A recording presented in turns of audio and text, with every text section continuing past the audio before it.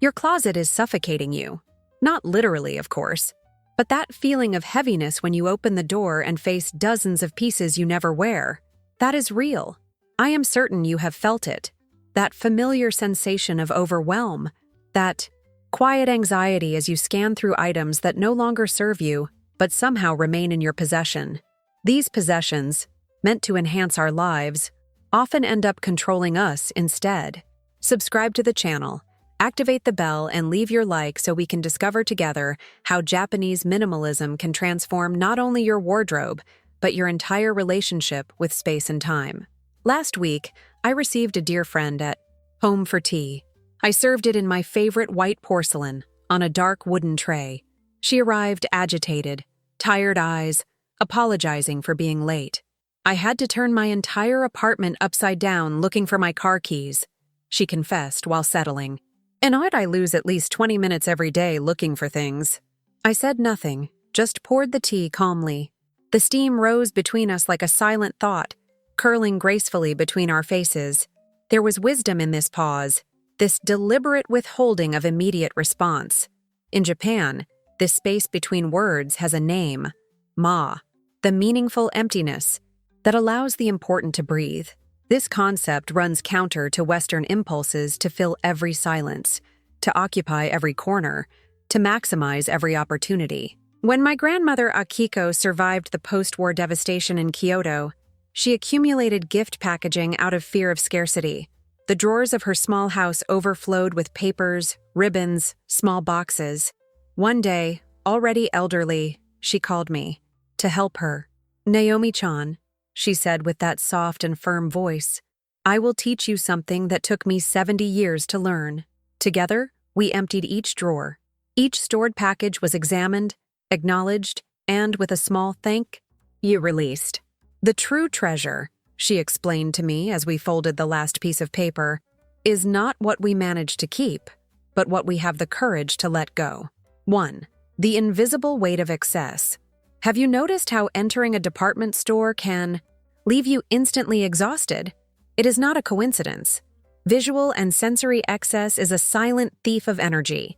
In 2008, when I lost everything in the financial crisis, my apartment in New York, my investments, my identity as successful, I discovered something surprising. The less I owned, the more free I felt. The human brain was not designed to process hundreds of options every morning before coffee. That drawer stuffed with t-shirts you never wear? It is stealing your decision-making capacity. That cleaning products cabinet with duplicate items? It is consuming mental energy that could be directed toward what really matters.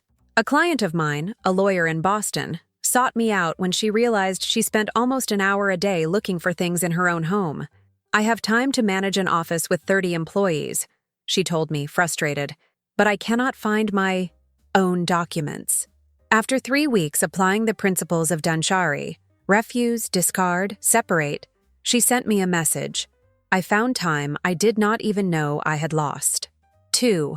The space that breathes, the mind that flourishes. When I returned from Japan after 10 years living in Kyoto, I brought only 2 suitcases. My American friends were shocked. "But where are your things?" they asked incredulously. The truth is that in those 2 suitcases was everything I needed, and each item carried purpose or genuine beauty. In 2011, I volunteered in regions affected by the earthquake and tsunami in Japan. I saw families who lost absolutely everything, except what really mattered, each other. An elderly lady, amid the rubble of her house, held a small ceramic vase, the only thing she managed to save. This vase, she told me with a surprisingly serene smile, belonged to my grandmother. Everything else can be replaced. That moment taught me that the Japanese understand something many of us have forgotten. Objects are just objects. Life happens in the space between them. The concept of ma, intentional empty space, is not just an aesthetic theory. Recent studies from Princeton University have demonstrated that visually cluttered environments significantly reduce our ability to focus and increase cortisol levels, the stress hormone. Simplifying your surroundings is not a luxury. It is a biological necessity. 3. Small rituals, profound transformations. Every Friday after dinner, I practice kakebo, the Japanese method of household accounting. I clean the kitchen table, light a small candle, prepare a bancha tea in my white porcelain, and examine my finances for the week. This is not just a financial exercise. It is a ritual of presence. Contrary to what many think, Japanese minimalism is not about austerity or deprivation. It is about mindfulness. Each object in my home has passed a simple question. Does this bring utility or beauty to my life? My son Kenji, when he entered university, was determined to bring everything he needed to his dormitory. I helped him apply the ritual of 5 objects, an exercise I learned from my grandfather Takeshi. For each area of his university life, study, rest, exercise, socialization, personal growth, he could choose only 5 essential items. Initially resistant, he came home for Thanksgiving with a realization. Mom, I am the only one in my hall who can find everything he needs in less than a minute. Minimalism did not deprive him of anything. On the contrary, it gave him the gift of time. 4. Beauty in imperfection. Freedom in detachment. On my work desk, there is a raku ceramic bowl with a visible crack, repaired with gold according to the kintsugi technique. This bowl reminds me daily of the concept of wabi-sabi, the beauty of imperfection and impermanence. How many times have you refrained from using something because you were saving it for a special occasion? My mother, a successful businesswoman in Boston, had an entire closet of clothes with tags, waiting for the perfect moment to be worn. When she fell ill in 2012, she realized she had postponed not just the use of those pieces, but small daily joys. Japanese minimalism teaches us that this moment, now, is already special enough for your best things. There is no perfect day in the future that deserves your favorite dinnerware more than breakfast today. I work with a businesswoman from the technology sector who maintained an impossible schedule, filled with overlapping commitments. This is how you succeed, she insisted, exhausted. After implementing the principle of harahachibu, stopping, when you are 80% satisfied, she began to decline unnecessary meetings. For the first time, she told me 6 months later, I realize I can be successful without being constantly exhausted. 5. The silent luxury of quality. I have exactly 7 pieces of jewelry in a walnut wood box. The box itself is smooth to the touch, darkened by years of handling, with a subtle grain that reveals itself differently in changing light. Each jewelry piece inside carries a story or a meaning. A pearl necklace from my grandmother, a simple gold band that belonged to my great-aunt, a modern silver bracelet purchased to celebrate my first exhibition. The problem with excess is that it dilutes value. When you have 50 costume jewelry pieces scattered throughout various containers, none of them seem special. Their stories become muddled. Their significance fades behind the sheer weight of quantity. During a lecture I gave at the Reina Sofia Museum, a participant asked, "But is minimalism not just for those who cannot buy much?" The question reveals a common misconception. Authentic minimalism is not about having less due to financial necessity. It is about choosing the best and only the necessary, regardless of resources. My father, a perfectionist restaurateur on the East Coast, owns only 3 kitchen knives.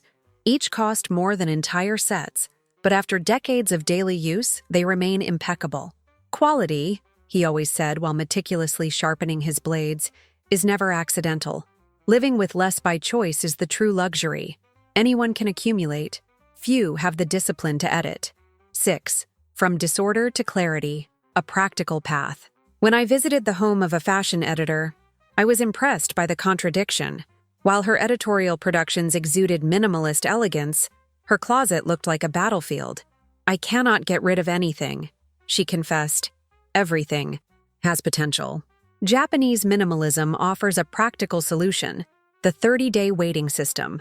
For each new non-essential acquisition, wait a month. If after this period the desire persists, and if the item passes the scrutiny of the 3 questions, do I need this? Does it add real value? Do I already have something similar? Then the purchase is considered. This simple method eliminated 87% of impulsive purchases from my clients. An interior architect I guided discovered that, by waiting 30 days, she almost never bought the decorative pieces that had initially seduced her. It was as if my brain were addicted to the dopamine of novelty, she reflected, not the object itself. I applied this principle when organizing all my physical documentation in a single drawer. The rest was digitized. The result? I never had to search for a contract or receipt for more than 30 seconds. 7. Minimalism beyond objects. A. Home with fewer things is just the beginning. The true power of Japanese minimalism is in how it extends beyond the physical. I observed my grandmother Akiko spend hours arranging a single flower arrangement, following the principles of ikebana. To the hurried Western eye, it seemed like an exaggeration of time. For her, it was an exercise in total presence, being completely immersed in the moment, without distractions. One of the biggest executives in the New York financial market sought me out not to organize her home, which was already impeccably minimalist, but her mind. My thoughts are always running, she explained. I feel I live in the future, worried about what has not yet happened. I introduced her to the concept of Ichigo Ichiya, one moment, one encounter, the art of recognizing that each instant is unique and will never repeat itself. Together, we created a ritual of intentional deceleration. 3 times a day, she pauses for 2 minutes to observe her surroundings with full attention, noting 5 things she would normally ignore. The change was subtle, she reported to me weeks later, but transformative. I realized I was living on autopilot, always planning, rarely present. 8. The courage to be selective. There is a Western misconception about minimalism, that it means renunciation. In fact, it is about rigorous selectivity, a form of self-respect. A known lifestyle influencer came to visit me in Boston. We passed by the window of a department store displaying dozens of almost identical handbags. "Which one would you buy?" she asked, already pulling out her phone to register the opportunity. "None," I answered honestly. Not because they were inadequate, but because I already had exactly what I needed. A leather bag I have used for 7 years, which ages beautifully and perfectly fulfills its function. Her perplexed look revealed much about our culture. We confuse variety with freedom, when frequently the opposite is true. True freedom comes from clarity, not endless options. As I explained in my lecture at the Institute of Contemporary Art, minimalism is not about what you remove, but about what you choose to keep. It is an act of curating your own life. 9. The circular movement of gratitude. When we practice detachment with gratitude, recognizing the role that each object, person, or experience has played in our journey, we transform the act of letting go into a celebration, not a loss. During the process of Denshari with a client who had recently lost her mother, I taught her to thank each object before deciding its destiny, holding a worn scarf, recognizing the comfort it provided, genuinely thanking it, and then deciding if it still had a role in her current life. "I never thought I could smile while saying goodbye to her things," she told me with tears in her eyes. But each thank you seemed like a small celebration of the person she was. This principle extends beyond objects. By practicing gratitude for relationships that have ended, for phases of life that have concluded, we create emotional space for new experiences, without the weight of resentment or attachment. The Japanese word otsukare-sama, an acknowledgement of someone's effort, carries this essence. It is not just thank you, but a deeper recognition. I see the effort you made, and I honor it. 10. The middle way, balance with intention. During my years in Tokyo, I observed how the Buddhist concept of the middle way permeates Japanese culture. It is not about extremes, neither unbridled indulgence nor severe austerity, but conscious balance. An American executive, frustrated, after trying to implement radical minimalism in his life, sought me out. I threw away almost everything, but now I feel empty, not free.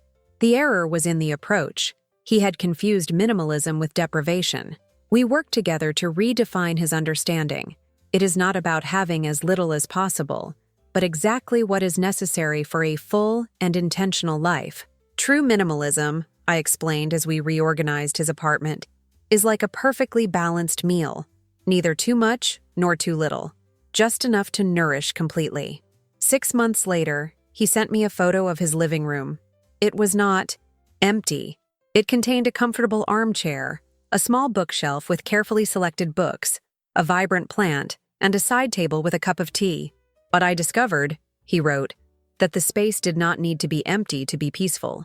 If you recognized yourself in any of these stories and wish to transform your relationship with spaces, objects, and time, leave your like and subscribe to the channel.